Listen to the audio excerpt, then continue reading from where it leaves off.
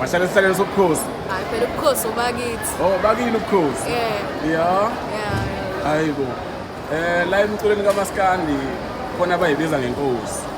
Omunye ngenzeka ubhuti wakho noma ubaba wakhe asazi. Zozwa ngabantu. Hayi zozwaka. Kuthiwa khona ubukhosi bakwaMpungose. La kuMaskandi kunokuphuzana impungose oyibiza ngenkosi kaMaskandi. Yeah. Bese kuzoba khona obunye. Wena usebukhosini buka Christmas.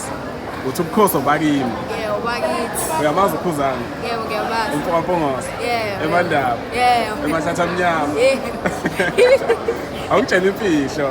Mabe xoxa ekhaya embathini, umfowenu noma nje mhlawumbe itime lakho. Bathi ubaba wakho. Bathi ubaba wakho. Yeah.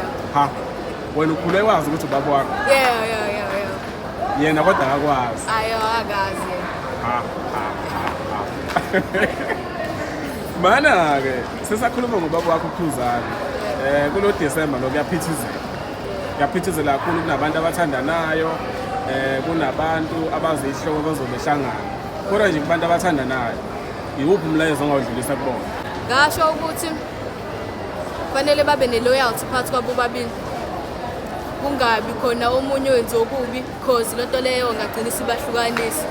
Kodwa into engayisho mina ukuthi khona osazoba yinja khona osazoba imbongolo. Khona osazoba yinja khona osazoba imbongolo. Yeah. Ayikho i-loyalty phakathi kwabantu bababili. Mana sesingasho ukuthi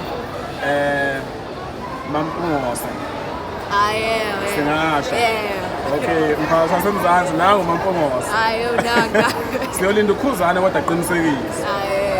Solinda yena aqinisekise ngoba phela umculi kaMaskandi wami endaweni eningi. Ogoli, Eastern Cape kuphi kuphi.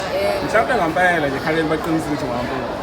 Hayi ngenzeke. Kodwa siyomlinda ngisho ngathatha unyaka wonke somlinda yazi. Danke Mampungose. Siyabonga Mampungose.